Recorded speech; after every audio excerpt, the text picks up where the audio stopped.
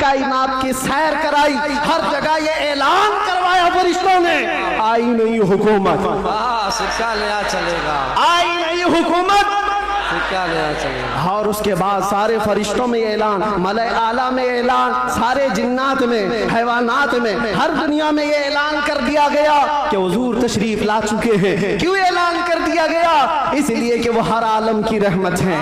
किसी आलम में रह जाते, वो हर आलम की रहमत हैं, किसी आलम में रह जाते, ये उनकी मेहरबानी है कि ये आलम पसंद आए। आमद की बात करता है तो इनकलाब आता है, बेशक बेशक, उस इनकलाब का असर आज भी मौजूद है। इनकलाब आता है, किसी के चूल्हे हिलते हैं, किसी के दरो दीवार हिलते हैं, किसी के अंदर नखुवत की आग भड़कती है, और कोई किसी को कुछ भी आंख दिखाता है। ये सब हो चुका है हुजूर की आमद से पहले। और जब हुजूर पाक सल्लल्लाहु अलैहि वसल्लम तशरीफ लाए उसके बाद के हालात भी आपको पता है। मुख्तसर अंदाज में क्योंकि हर सुन्नी मुसलमान को ये जरूरी है कि वो अपने नबी की सीरत पढ़े, बल्कि हर मुसलमान। क्यों? उस रसूल को नहीं पढ़ा तो फिर किसको पढ़ेगा? किसको पढ़ेगा? ये मुजरा करने वाले नचनियों के बारे में तुम पढ़ते रहोगे, इनका बायोडाटा क्या है? जो जहन्नम का रास्ता दिखाते हो उनके मुतालिक तुम पढ़ते रहोगे? नहीं, तुम्हारा शौक, तुम्हारी जुस्तजू ये हो कि मेरे मुस्तफ़ा करीम सल्लल्लाहु अलैहि वसल्लम की हर अदा को मैं पढ़ लूं, हुजूर की जिंदगी पाक को पढ़ लूं। अल्लाह के नबी सल्लल्लाहु ताला अलैहि वसल्लम तशरीफ लाए, हालात ज़माना बहुत अलग थे, और रिवायतें तो ये बताती हैं पूरे मक्का में उस साल सिर्फ और सिर्फ जितने घरों में बच्चे हुए सब लड़के ही पैदा हुए, सब पैदा हुए जो थे वो लड़के थे। नबी पाक सल्लल्लाहु अलैहि वसल्लम की विलादत होती है, और आपके वालिद गिरामी हज़रत अब्दुल्ला आपकी विलादत से 6 महीने पहले इंतकाल कर चुके हैं, और बीबी आमिना की गोद में मेरे मुस्तफ़ा सल्लल्लाहु अलैहि वसल्लम तशरीफ लाए। और तशरीफ लाने का अंदाज भी बीबी आमिना कहती हैं, रजब के महीने में मुझे हमल ठहरा था, और उसके बाद से मैंने अजीब व गरीब जो चीजें देखी हैं वो बयान से बाहर हैं। ना मुझे कभी हमल की तकलीफ हुई, ना पैर बोझल होते थे, ना सर में चक्कर आता था, जैसे प्रेग्नेंट औरतों को होता है। जो हामिला औरतें होती हैं उनको तकलीफें होती हैं, बोझ उठाना होता है बच्चे का, और उनके पाँव बोझल होते हैं, कभी उनको खाने में मजा खत्म हो जाता है, कभी सर चकराने लगता है, अलग अलग चीजें हामिला औरतों के साथ होती हैं, मतली आती है, उल्टी आती है। बीबी आमिना कहती हैं, जब से मेरे पेट में मोहम्मद सल्लल्लाहु अलैहि वसल्लम तशरीफ लाए मुझे कोई तकलीफ नहीं थी, न कभी मतली आई, न कभी चक्कर आया, न कभी पैर बोझल हुए, न तबीयत में गिरानी आई, बल्कि उसके बरअक्स जो हालात थे। बीबी आमिना कहती हैं, रात को सोती तो कभी ख्वाब में इब्राहिम अलैहिस्सलाम तशरीफ लाते, और कभी मूसा अलैहिस्सलाम तशरीफ लाते, कभी ईसा अलैहिस्सलाम तशरीफ लाते, और बशारत देते जाते, आमिना मुबारक हो तेरी गोद में कायनात का आका आने वाला है। अल्लाह ने उसको परचम नबुव्वत ऐसा दिया है। सबकी बशारतें सुनते सुनते आ रही थी, यहाँ तक के सफर का महीना आया था, रबीउल अव्वल से पहले जो आता है। बीबी आमिना कहती है, मैंने एक बार देखा जिब्राईल अमीन अलैहिस्सलातु तस्लीम सफों को दुरुस्त किए जा रहे हैं, फरिश्तों की आवाजें, और मेरे घर पर हूरों के गुनगुनाने की आवाजें आती थी। पहली रबीउल अव्वल, दूसरी हुई, तीसरी हुई, चौथी हुई, ये सारे निशानियां बीबी आमिना देखती रही। कहती हैं 12 रबीउल अव्वल का वक्त था, ये 20 अप्रैल रही होगी। मेरे अजीजों, बीबी आमिना कहती हैं, अचानक मेरी पेशानी से एक नूर चमका, मैं मक्का में बैठ करके मुल्के शाम के महल्लात को भी देख रही थी, इराक में मौजूद बसरा के महल्लात देख रही थी। किलोमीटर नाप के देख लेना, आज मक्का से मुल्के शाम का फासला कितना है, मक्का से इराक के बसरा का फासला कितना है। वो बीबी आमिना है जिसके पेट में मौजूद रसूल हैं, और उनकी आंखें मक्का से शाम तक देख रही हैं। जिसकी बरकत से आमिना मक्का से शाम तक देखती हो, उस कायनात के आका के बारे में हम ये अकीदा रखते हैं तो क्या बुरा करते हैं।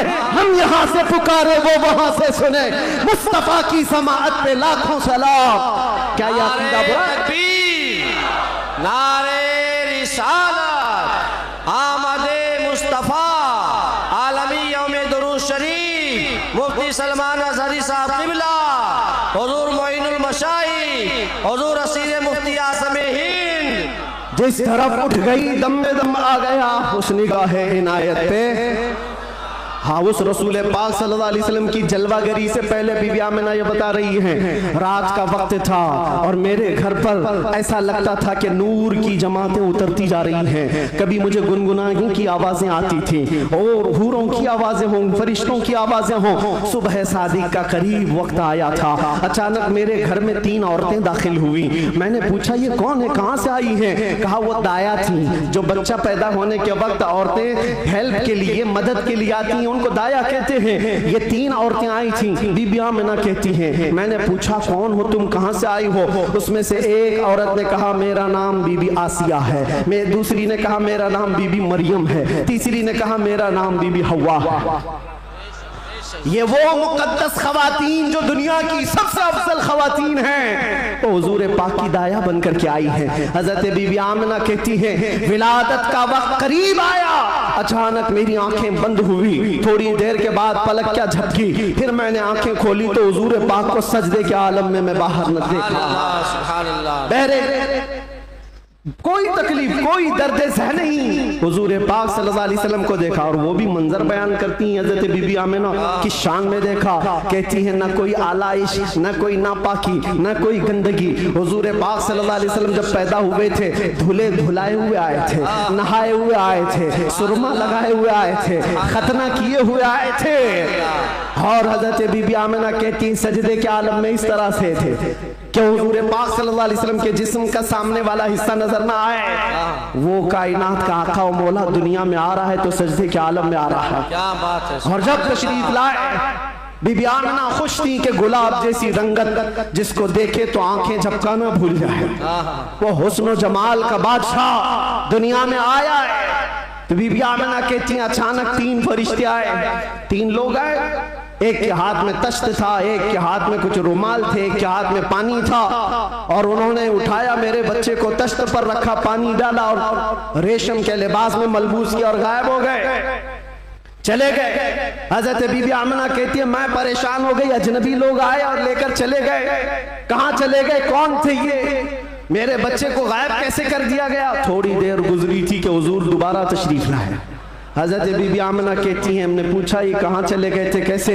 वो फरिश्तों ने कहा अल्लाह का हुक्म था माए कौसर और सलसबील से मुस्तफ़ा करीम को गुस्ल दिया जाए और जन्नती लिबास में मलबूस करके इनको ले जाया जाए। ले जाया जाए कहाँ पर? आने वाले फरिश्तों ने उठाया और जितनी कायनात रब ताला की बनी हुई है सारी कायनात की सैर कराई, हर जगह ये ऐलान करवाया फरिश्तों ने आई नहीं हुकूमत, सिक्का नया चलेगा, आई नहीं हुकूमत, सिक्का नया चलेगा। और उसके बाद सारे फरिश्तों में ऐलान, मलाए आला में ऐलान, सारे जिन्नात में, हैवानात में, हर दुनिया में ये ऐलान कर दिया गया कि हुजूर तशरीफ ला चुके हैं। क्यों ऐलान कर दिया गया? इसलिए कि वो हर आलम की रहमत हैं। किसी आलम में रह जाते वो हर आलम की रहमत हैं, किसी आलम में रह जाते ये उनकी मेहरबानी है कि ये आलम पसंद आया। नारे तकबीर, नारे रिसालत, आमदे मुस्तफा, हुजूर मोइनुल मशाइख मेरे अजीजों, सईद नूरी साहब क़िबला। नबी पाक सल्लल्लाहु ताला अलैहि वसल्लम को पैदा होने के बाद बीबी हलीमा सादिया अपने घर ले गईं। 2 साल तक दूध पिलाया और वापस ले आई। सैयदा बीबी आमिना रज़ियल्लाहु ताला अन्हा की परवरिश में थे। बीबी आमिना रज़ियल्लाहु ताला अन्हा के साथ 6 साल तक रहे और अपनी ननिहाल एक बार सफर पर तशरीफ ले गई। बीबी आमिना वापस आ रही थी अपने ननिहाल से, जो मदीना है आज वो उस वक्त यसरफ था। वापस तशरीफ ला रही थी, मकाम अबवा में बीबी आमिना का इंतकाल हुआ। 6 साल के नन्हे हाथों से मेरे आका सल्लल्लाहु अलैहि वसल्लम ने हजरत बीबी आमिना की तदफीन फरमाई और उसके बाद वापस आए तो दादा अब्दुल मुत्तलिब की कफालत में थे।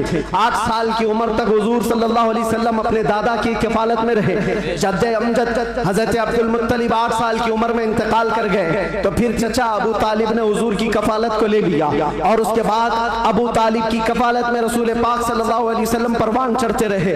11 साल की उम्र हुई तो पहला तिजारती काफिला जो मुल्क शाम जा रहा था अबू तालिब के साथ सफर किया। सफर के दौरान एक राहिब था, ईसाई था, बड़ा आलिम था। उसने देख करके पहचान लिया और कहा अनकरीब एक आखिरी रसूल आने वाला है जिसका नूर पूरे कायनात में फैलेगा और जिसकी रोशनी से हर कोई हर जगह की जुल्मत छट जाएगी। और मुझे ऐसा लगता है वो नूर वाला रसूल अबू तालिब के तुम्हारा भतीजा है। बशारत दे दी और कहा इनके दुश्मन यहूदी होंगे, कत्ल कर देंगे, इनको वापस ले जाओ। वापस ले आए, मुल्क शाम में यहूदियों के करीब न जाने दिया। हुजूर पाक सल्लल्लाहु तआला अलैहि वसल्लम परवान चढ़ते रहे। जब आपकी उम्र 18 साल की हुई तो ये जंगों में शिरकत भी आपने फरमाई, जो उस वक्त की जंगें थी, जो हल्फुल फिज्जार भी कहा जाता है। और उन जंगों में शिरकत के बाद नबी पाक सल्लल्लाहु अलैहि वसल्लम ने 25 साल की उम्र में फिर तिजारत का सफर फरमाया। 25 साल की उम्र में आपकी जहानत, आपकी दानाई, आपकी सदाकत, आपकी अमानत सारे मक्का में मुसल्लम थी। हर कोई अजमत एहतराम से देखता था। फिर जब तिजारत करके काफी माल नफाका लेकर वापस तशरीफ लाए, मक्का की सबसे ताहिरा, पाकीज़ा, अफीफा खातून खदीजतुल कुबरा जो बेवा थी, 2 शोहर से उनके इंतकाल हो चुके थे। 2 शोहर पहले उन्होंने हज़रत रसूल पाक सल्लल्लाहु अलैहि वसल्लम की अमानतदारी देखी तो निकाह का पैगाम दिया। अल्लाह के नबी सल्लल्लाहु अलैहि वसल्लम ने कबूल फरमाया। 25 साल की उम्र में आपकी पहली शादी मुबारक। फिर हज़रत खदीजा के साथ आपने निकाह करके अज़दवाजी जिंदगी शुरू फरमाई। आपकी औलाद हुई, हज़रत ज़ैनब हुई, हज़रत रुक़ैया हुई, हज़रत उम्मे कुलसूम हुई, हज़रत बीबी फातिमा ज़हरा हुई, हज़रत अब्दुल्ला हुए, हज़रत कासिम हुए। 6 बेटे हज़रत खदीजा के पेट से पैदा हुए। और जब ये हालात जिंदगी आगे बढ़ती गई, मक्का वालों में आपका अज़्म, आपका मकाम मर्तबा ऐसा था कि आपसी झगड़े फसादात हो। हुजूर पाक सल्लल्लाहु तआला अलैहि वसल्लम के एक इशारे से कई कबीलों के वो मसले जो कई सालों से अनहल थे, ला अनहल थे, वो हल कर लिए जाते थे। फिर जब 40 साल की उम्र पाक हुई, रसूल करीम सल्लल्लाहु तआला अलैहि वसल्लम की, आप गारे हिरा तशरीफ ले जाते थे, खलवत में इबादत करते थे। फिर वो फरिश्ता आया जिब्राइल अमीन कुरान की आयतें लेकर के, और हुजूर से कहा इक़रा, कहा पढ़ो। हुजूर ने कहा मा अना बिक़ारी, 3 बार कहा।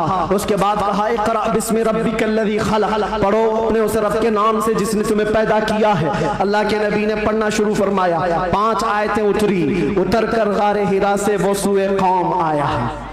जहां को अंधेरों से निकालने वाला वो रसूल तशरीफ लाया गारे हिरा से। और जब तशरीफ लाए, फिर अल्लाह के नबी सल्लल्लाहु अलैहि वसल्लम ने ऐलान नबुव्वत फरमाया, मक्का वालों को जमा किया, अपने नबी आखिर ज़मा होने का, अल्लाह के एक होने का ऐलान किया। मानने वालों ने माना, चिढ़ने वालों ने चिढ़ना शुरू किया। दुश्मनियां यहाँ से शुरू हुई और झगड़े फसादा शुरू हुए। सहाबा जो बनते चले गए हुजूर के, शुरू में गरीब थे, कमजोर थे, ज़ईफ थे, उन्हें मारा गया, पीटा गया, तकलीफें दी गई। 50 साल की उम्र पाक थी रसूल पाक सल्लल्लाहु अलैहि वसल्लम की, जब आपका सोशल बाइकाट किया गया था। 7वां साला हुजूर का बेअसत का था, नबुव्वत का 7वां साल था। आपका पूरे मक्का वालों ने मिलकर सोशल बाइकाट किया था। शब अबी तालिब की घाटियों में हुजूर महसूर रहे अपने खानदान के साथ। आपको दाना पानी कुछ नहीं जाने दिया जाता था। पत्ते खाए हुजूर ने और चमड़े उबाल करके खाए। 2 साल का ये अरसा गुजरा था तो फिर ये हलफ, ये अहद तोड़ दिया गया। और फिर 50 साल की उम्र पाक थी हुजूर की, जब बीबी खदीजा का भी इंतकाल हो गया। 4 महीने के बाद अबू तालिब का भी इंतकाल हो गया। वो आमल हुज़्न था, गमों का साल था। नबी पाक सल्लल्लाहु अलैहि वसल्लम पर गम, उसके ऊपर गम के ऊपर गम आते गए। और इधर सहाबा की परेशानियां, बहुत सारे सहाबा हिजरत करके हबशा चले गए। अल्लाह के नबी सल्लल्लाहु अलैहि वसल्लम इन आजमाइशों से नबुर्दाज़मा थे। फिर मौला ने वो करम फरमाया जो पहले आपसे पहले किसी को नहीं किया था और क़यामत तक किसी को नहीं दिया जाएगा। जिब्राइल अमीन को भेजा, कहा जा जिब्राइल, मेरा रसूल कबीदा खातिर है, गमगीन है, उसे मक्का से उठा लाओ, जन्नतों का सैर कराकर मेराज के सफर पर लाओ। नबी पाक सल्लल्लाहु तआला अलैहि वसल्लम का मेराज का सफर हुआ, वापस तशरीफ लाए। ऐलान नबुव्वत के बाद 53 साल हुजूर की जिंदगी पाक मक्का में गुजरी। फिर अल्लाह का हुक्म आया, मक्का से हिजरत फरमा कर आप मदीना तशरीफ ले गए। मदीने वालों ने शानदार इस्तकबाल किया था, मक्का वालों की तरह नहीं थे। मदीने वालों ने शानदार इस्तकबाल किया था। हुजूर का 9 दिन तक उन्होंने इंतजार किया था। आज जो मौलूद में हुजूर के जिक्र का इंतजार करते हो ऐ सुन्नियों, ये मदनी जिंदगी का अक्स है, ये मदीने वालों की सुन्नत है। बहुत सारे लोग ये कहते हैं ना हुजूर पैदा हुए थे तो मक्का में कोई ऐसी खुशियां, ऐसी मीलाद थोड़ी ना मनाई गई थी, तुम लोग क्यों मनाते हो सुन्नियों? उनसे ये कहो मक्का में जब हुजूर पैदा हुए थे तो सब काफिर ही काफिर थे, काफिर ही काफिर थे। हाँ, बीबी आमिना हजरत अब्दुल मुत्तलिब को छोड़कर बात कर रहा हूं। उस वक्त खुशियां मनाई बीबी आमिना ने भी, हजरत अब्दुल मुत्तलिब ने भी। हाँ, सवाल करना है तो ये सवाल करो, जब हुजूर ने ऐलान किया था अपने नबूवत का और 13 साल बाद जब मदीने आए थे तो मदीने वालों ने खुशियां क्यों नहीं मनाई? ये पूछना है तो पूछो, हम तुम्हें तारीख की हर किताब खोलकर सन्नाटेदार थप्पड़ मार करके भी बताएंगे। वो बनु नज्जार की बच्चियां जो पढ़ती थी, आज भी हर मस्जिद से आवाज आती है, तला अल बद्रु अलैना मिन खनियातिल वदाई वजबत शुक्र अलैना मा दआ लिल्लाहि दाई। वो बच्चियां क्या कहती थी? ये दफ बजा बजा कर हुजूर का इस्तकबाल करती थी। वो यूं कहती थी, अरे सनियतुल वदा की घाटियों से हम पर 14वीं का चांद आ गया है, अल्लाह की तरफ बुलाने वाला रसूल हमारे दरमियान आ गया है, हम सब पर अब शुक्र वाजिब हो गया है। ये मदीने वालों की खुशियां थी। मेरे अजीजों, पहला साल था, दूसरा साल, फिर जंगे बदर हुई, फिर उसके बाद 1 साल के बाद जंगे उहद हुई, फिर उसके 1 साल के बाद ग़ज़वा-ए खंदक हुआ, फिर ये जंगें होती रही। तकरीबन 17 जंगें हुज़ूर पाक सल्लल्लाहु अलैहि वसल्लम बनफ़्स नफ़ीस शरीफ फरमाए। ये 10 साल के अंदर उसमें कई अल्लाह के नबी सल्लल्लाहु अलैहि वसल्लम की ज़ौजियत से शरफ याब होने वाली ख़वातीन भी आई। हज़रत सौदा आई, हज़रत मैमूना आई, हज़रत उम्मे सलमा आई, हज़रत आयशा भी आई। ये 2 हिजरी की बात है। हजरत आयशा हुजूर पाक सल्लल्लाहु अलैहि वसल्लम की बारगाह में रुखसती लेकर के आई।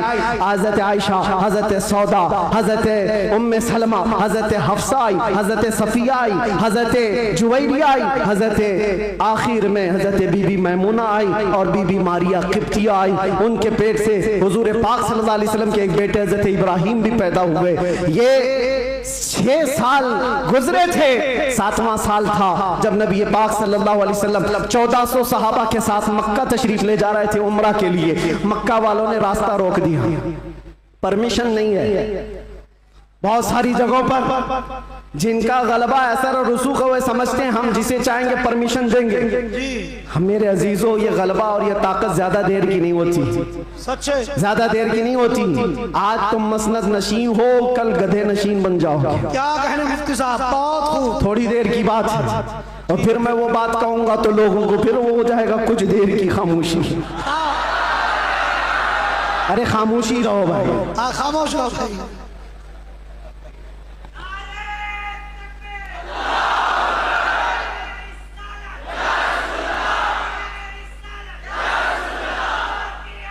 मैं सीरत अर्ज कर रहा हूँ हुजूर पाक की, और साथ ही मुअज़्ज़ज़ व मुअक्कर व मोहतरम हज़रतुल अल्लामा सैयद मोइन मियाँ साहब क़िबला भी यहाँ हैं। जिम्मेदार लोग हैं, इनके बहुत सारे मामलात भी हैं, लेकिन मैं आप सबको एतमाद में रखते हुए, इत्मीनान दिलाते हुए ये अर्ज करता हूँ कि इंशाअल्लाह अज़ीज़ ऐसा कोई जुमला नहीं होगा जो आप पर आफत बनेगी, कोई बला। और जाहिर सी बात है डिपार्टमेंट वाले सारे लोग ये परेशान होते, किसको बुलाया, किसको बुलाया। बहुत सारी जगहों पर ऐसा लगता है कोई ऊपर से कोई मखलूक आ रही है। बहुत सारी जगहों पर ये बात होती है। मैं उनको भी कहता हूँ, मियाँ मैं नॉर्मल साधारण सा आदमी हूँ, साधारण सा आदमी हूँ, फितना फसाद नहीं चाहता, जंगो जिदाल नहीं चाहता, लेकिन बात वही करता हूँ जो दिल में उतरती है, जो मेरे दिल पर लगती है वो बात अर्ज करता हूं। और अगर ये जुर्म है तो फिर मैं ये कहूंगा कि इश्क अगर जुर्म है तो फांसी की सजा दी जाए। इश्क अगर जुर्म है तो फांसी की सजा दी जाए, दरे महबूब पे लेकिन ये सजा दी जाए। क्या कहने, क्या कहने। हम ये कहेंगे, नारे तकबीर, नारे रिसालत, आलमी यौम दुरूद, रज़ा अकेडमी और नबी आखिरुज़्ज़मान सल्लल्लाहु तआला अलैहि वसल्लम 6ठी हिजरी को मदीने तैयबा से 1400 सहाबा को लेकर मक्का जा रहे थे। रास्ता रोक दिया, कहा उम्रा करने नहीं देंगे, जंग करने पर आ गए थे। लेकिन मेरे आका ने सुलह फरमाई। सहाबा कहते रहे कि हम सुलह नहीं करेंगे, इनसे जंग करेंगे। लेकिन अल्लाह के नबी फरमाते हैं, मेरी निगाहें जो देख रही वो तुम्हारी निगाहें नहीं देख रही है। हुजूर ने सुलह फरमाया, 6 हिजरी को वापस आ गए, एहराम खोल लिया। रास्ते में हुदैबिया के मकाम पर मदीने तशरीफ लाए। ये सुलह मक्का वालों से टिक न पाई 1 साल से ज्यादा, और मुआहिदा टूट गया। दूसरे साल मेरे आका सल्लल्लाहु अलैहि वसल्लम 10,000 सहाबा के साथ मक्का तशरीफ लाए। अब कोई जंगो जिदाल नहीं, कत्लो किताल नहीं, लड़ने वालों में ताकत भी नहीं। कोई जमा होने को तैयार भी नहीं, सब बिखर चुके थे। और 10,000 सहाबा इस शान के साथ आए थे कि आवाजें गूंज रही थी। और फिर वो पहली अजान मस्जिद हरम में गूंजने लगी बिलाल हबशी की आवाज से। मक्का पाक किया गया, ताहिर किया गया, साफ किया गया। और फिर हुजूर पाक सल्लल्लाहु तआला अलैहि वसल्लम ने, बताता हूँ एक बात, ये मुझे बात बहुत अच्छी लगती है इसलिए अर्ज कर रहा हूँ। मैं जो कहता हूँ ना कुछ देर की खामोशी, वो इसीलिए कहता हूँ। हुजूर पाक सल्लल्लाहु अलैहि वसल्लम हिजरत करने से पहले एक बार खाने काबा के पास आए थे और हुजूर को खाने काबा के अंदर जाना था और दरवाजे की चाबी उस्मान बिन शैबा के पास थी। उस्मान गनी नहीं, ये उस्मान बिन शैबा दूसरे, उनके पास चाबी रहती थी, वो ईमान लाए हुए नहीं थे। हुजूर ने कहा चाबी दो, मुझे अंदर जाना है। कहा तुमको दूं, तुम दीन छोड़े हुए आदमी, हमारे आबा व अजदाद का दीन छोड़े हुए हो, तुमको चाबी हरगिज नहीं दूंगा। चाबी नहीं दिया, ना दरवाजा खोलने दिया। हुजूर ने फरमाया उस्मान याद रखो, याद रखो, एक दिन ये चाबी मेरे हाथ में होगी, मैं जिसे चाहूंगा अता करूंगा। इसी को हम कहते हैं कुछ देर की खामोशी है। सब्र करो, इंतजार करो, आज तुम्हारा गलबा है, चाबी तुम्हारे पास, तुम जिसे चाहो रोक दोगे। हुजूर ने फरमाया एक दिन मेरे हाथ में होगी। और उस्मान बिन शैबा कहते मैं उस वक्त इनकी बात को ऐसी ही समझा, उड़ती उड़ती बात, ये ऐसी एक बोलने वाली बात है, तमतराक में कही गई बात है। लेकिन कहते घर गया तो मुझे टेंशन भी होने लगा, मोहम्मद ने अब तक झूठ तो नहीं कहा, अगर कहा है तो कहीं ये बात सच न हो जाए। लेकिन वो कहते मेरा ये डर उस वक्त खत्म हो गया जब मोहम्मद सल्लल्लाहु अलैहि वसल्लम मक्का छोड़कर हिजरत करके चले गए मदीने। वो कहते हैं जो अपना घर भी नहीं बचा पाए, अपना वतन नहीं बचा पाए, वो कहां से मेरे हाथ से चाबी छीन पाएंगे? सब कुछ तो इनका खत्म हो गया, जा चुके। लेकिन उन्हें पता नहीं था सिर्फ 6 साल के बाद वापस वो रसूल तशरीफ ला गया। 7वीं हिजरी थी, 10,000 सहाबा के साथ जब नबी पाक सल्लल्लाहु अलैहि वसल्लम मक्का में तशरीफ लाए, मक्का में जब तशरीफ लाए तो अल्लाह के नबी सल्लल्लाहु अलैहि वसल्लम ये सहाबा के हुजूम के साथ जब आए, खाना काबा के पास गए हैं और जो कैदी थे, जो पकड़े गए थे उस वक्त, वो सब तो इसी तरह सर झुकाए आए हुए थे। ये सोच रहे थे आज तो पूरा बदला लिया जाएगा, बदर का भी, ओहद का भी, खंदक का भी, सारी जंगों में जितना ये नाचे थे सबका बदला ले लिया जाएगा। सब हाजिर थे। हुजूर पाक ऊपर चढ़ते हैं एक टीले पर, कहते हैं उस्मान बिन शैबा कहाँ है? आए हैं, चाबी लेके ही आए। कहा लाओ चाबी। हुजूर के हाथ में चाबी दे दिया। जो मेरे मुस्तफा की जुबान से निकला है वो होकर रहेगा। अल्लाह के नबी ने फरमाया, हदीस सुना रहा हूं, अल्लाह के नबी ने फरमाया इस रुए जमीन पर एक दिन ऐसा आएगा कि पूरे खित्ते पर एक भी आदमी ऐसा ना होगा जो ला इलाहा इल्लल्लाह ना बोलता। सुभान अल्लाह, सुभान अल्लाह। हर इंसान ये दीन गालिब आकर रहेगा, ये उसी रसूल ने फरमाया है। हाँ, ये मत पूछो अब क्यों नहीं हो रहा, कल क्यों नहीं हो रहा, परसों क्यों नहीं हो रहा, हालात है कुछ देर। उसके बाद मेरे नबी ने जो फरमाया है वो होकर रहेगा। चाबी ली और उसके बाद दरवाजा खोला। जो काबे को पाक किया, काबा आज भी उन अजमतों को सलाम करता है। बेशक, सुभान अल्लाह। आज भी काबे की तहारत का सेहरा मेरे मुस्तफा के हाथ है। नबी पाक सल्लल्लाहु ताला अलैहि वसल्लम ने उसके बाद फिर ऐलान किया पूरे मजमे में, कहते हैं आज मैं ये चाबी ऐसे शख्स के हाथ में दूंगा जिससे कयामत तक कोई चाबी छीन नहीं पाएगा। अल्लाह, कितनी बड़ी फजीलत की बात है, कितनी बड़ी बशारत। सारे सहाबा की गर्दनें ऊंची हो गई, चाबी मुझे मिले। हजरत अबू बकर सिद्दीक सोच रहे हैं, उमर फारूक सोच रहे हैं, हजरत अब्बास सोच रहे हैं, अब्दुल्ला इब्न मसूद सोच रहे हैं, कई सहाबा ये दिल में ख्वाहिश रखते हैं चाबी शायद हमको मिले, चाहे शायद हमको मिले। हुजूर ने फरमाया उसको दूंगा, कयामत तक उससे कोई छीन नहीं पाएगा। सब देखते रहे और हुजूर ने एक आयत तिलावत फरमाई कुरान की, इन्नल्लाह यअमुरुकुम अन तुअद्दुल अमानाति इला अहलिहा, बेशक अल्लाह तुम्हें हुक्म देता है जिसकी अमानत है उस तक वापस लौटा दिया करो। हुजूर ने फरमाया उस्मान बिन शैबा इधर आओ। क्या कहने, वो अचंभे में रह गए, कहां ख्वाबो ख्याल में भी नहीं था कि हम तो दुश्मनों में हैं, मुकाबला किए हुए लोग हैं, आज ये गालिब लोग हैं। लेकिन हुजूर रहमतुल लिल आलमीन थे। सुभान अल्लाह, सुभान अल्लाह। बुलाया, कहा उस्मान बिन शैबा, कहा ये चाबी लो और इस चाबी को क़यामत तक अब तुमसे कोई छीन नहीं पाएगा।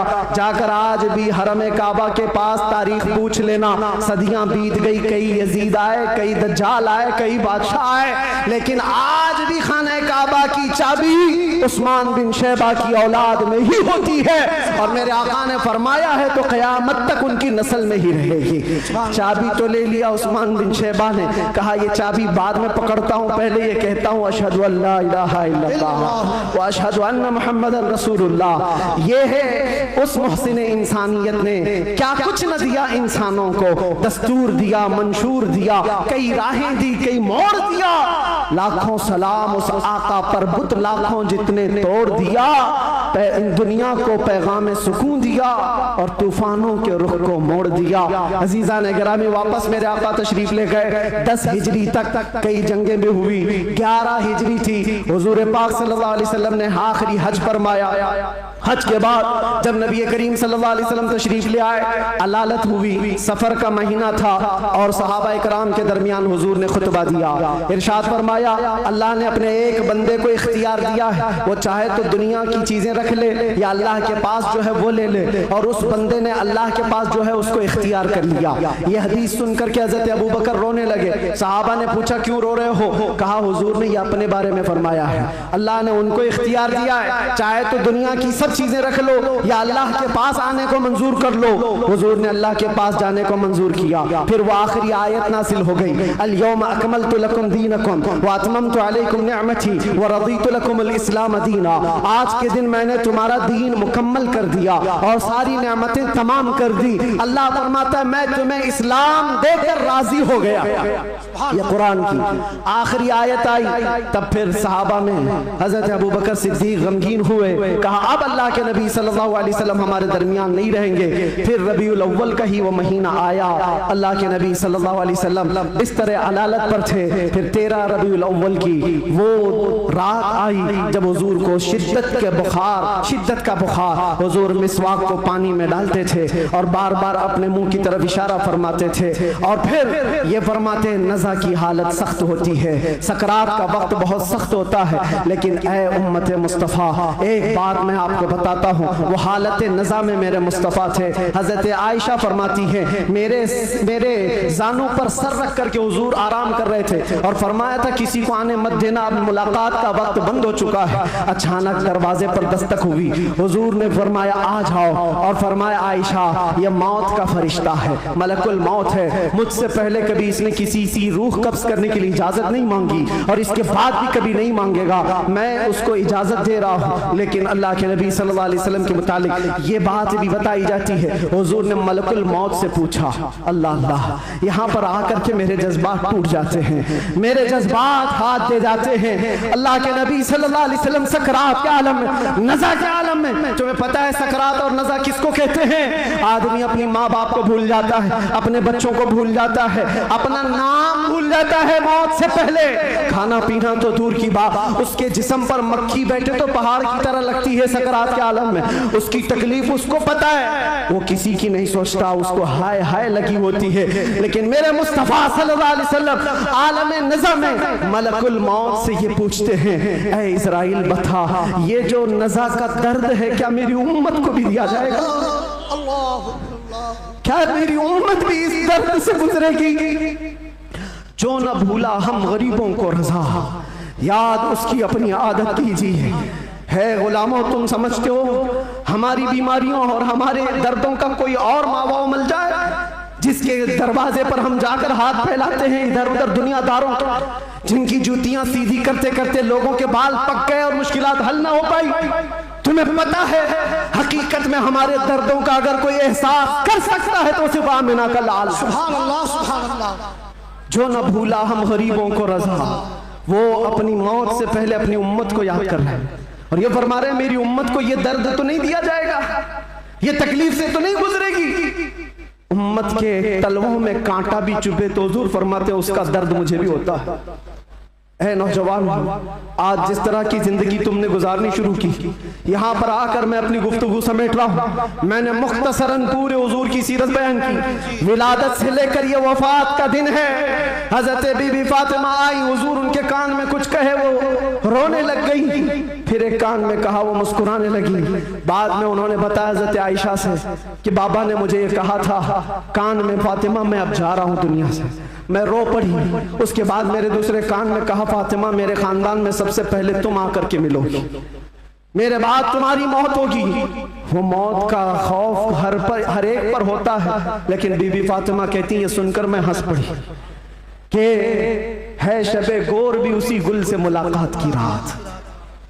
हुजूर पाक सल्लल्लाहु अलैहि वसल्लम हजरत आयशा सिद्दीका के जानू पर सर रखकर आराम कर रहे थे। बात करते करते अचानक जुबान बंद हो गई। हजरत आयशा कहती है मेरा सीना भारी भारी सा लगा। मुझे अंदाजा नहीं था किसी की मौत इस तरह होती है। मैंने रूह निकलते किसी को देखा नहीं था। अल्लाह के नबी सल्लल्लाहु अलैहि वसल्लम इस दारे फानी से रहलत फरमा चुके थे। अचानक दरवाजे पर दस्तक हुई। अबू बकर सिद्दीक सबसे पहले दाखिल हुए। आए, हुजरे में पूछा, आयशा क्या है?